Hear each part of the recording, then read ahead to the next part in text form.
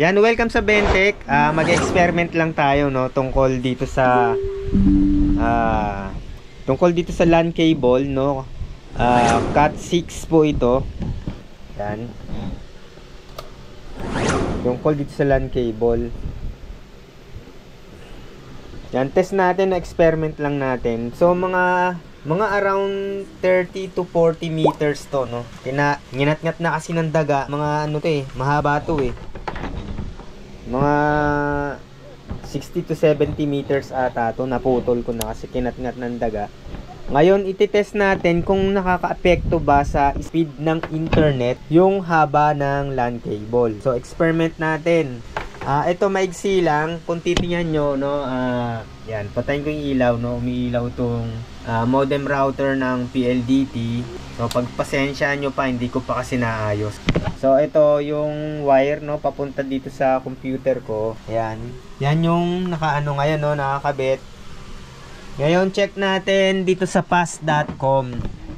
Sa pass.com, check natin. Yan, umiilaw siya, no, para makita nyo. Yan. Ang plan ko pala, no, ang plan ko, fiber only plan 1699. 300 Mbps. So, sa pass.com, balik tayo. Test natin uli. Yan. Yan. Pumapalo ng lagpas ng 300. So, 300 Mbps yung aking plan. Isa pa uli. Tapos, yan, 300. Yan. So, nakukuha naman yung 300, no? Lumalagpas pa nga. So, ngayon, eto, tingnan natin, no, kung makaka-check yung haba ng wire. Ngayon, eto naman yung aking ipapalit. So, nakabulunbon yan, nakabulunbon. Kung titingnan nyo, nakabulunbon siya. Yan, bulunbon siya, papunta dito. Ayun, no, nakakonekta doon.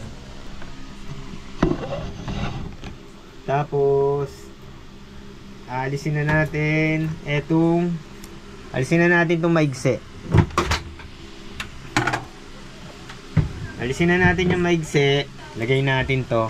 So, dito pa lang yan, may delay na yan, no? Hindi siya iilaw agad. Yan, hindi siya umilaw. Hindi siya umilaw agad.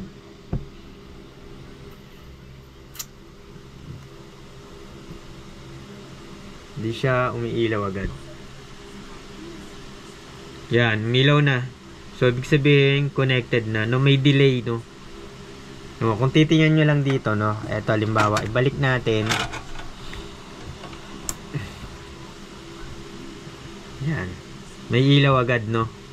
Mas mabilis. Pag dito, sa mas mahaba, hindi nyo itong pansinin to kasi converge tong isa eh. Yan. May delay, no? May delay, no? Ayan, kung tutuntunin nyo, dito yan sa nakabulunbon. Yan, meron na. So, i-test na natin yung speed pass.com mo. Ito lang. Yan, refresh lang. Oh.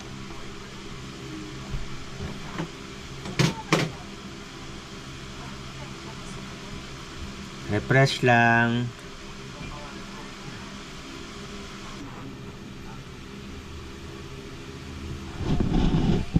So, ang laki ng binaba ng speed, no? From 300, naging yan, 80 plus. Ano, umiilaw siya. Yan, no?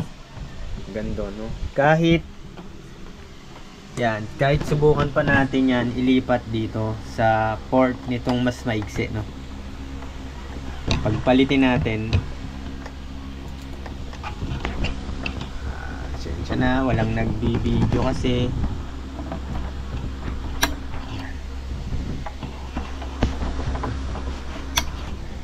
Yan, magkapalit na, no?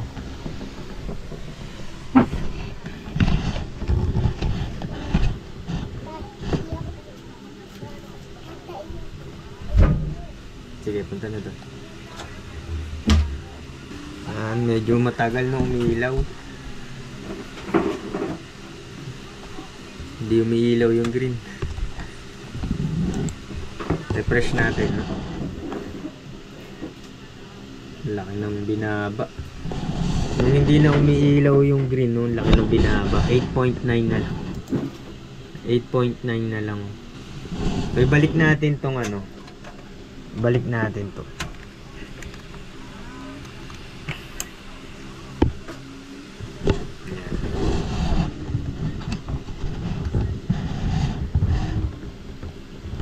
Yan, may ilaw, no? May ilaw yung nasa taas.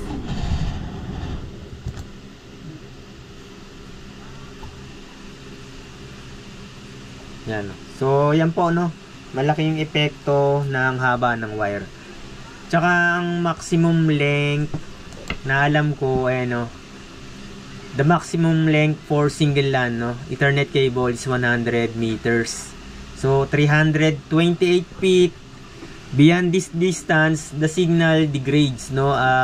Mababawasan na yung signal, which can cause connectivity issue and slower speed. This 100 meter limits applied to standard Ethernet cable like Cat5e and Cat6 and Cat6a for their rated speed.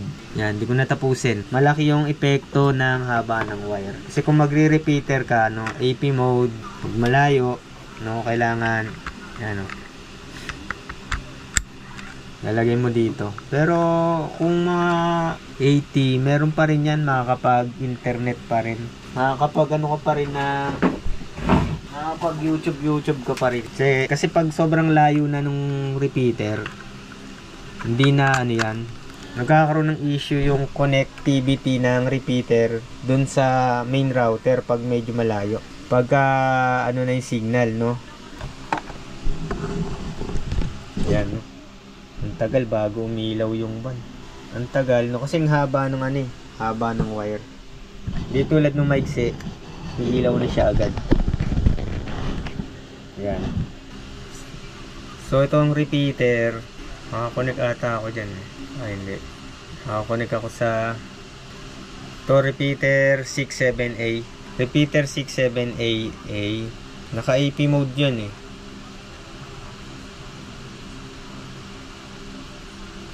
So ganyan lang yung ginawa kong password.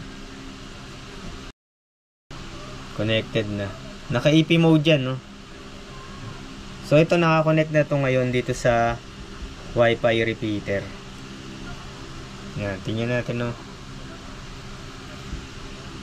Nakakapag YouTube pa rin naman siguro.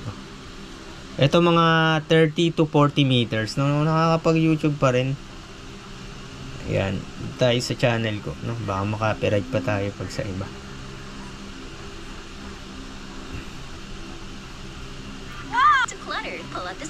Before we start, shout out to Chessian 731 from Kuala Lumpur, Malaysia. Check natin yung ano, pass.com. So makaka-epekto din yung haba talaga nung ano, nung wire.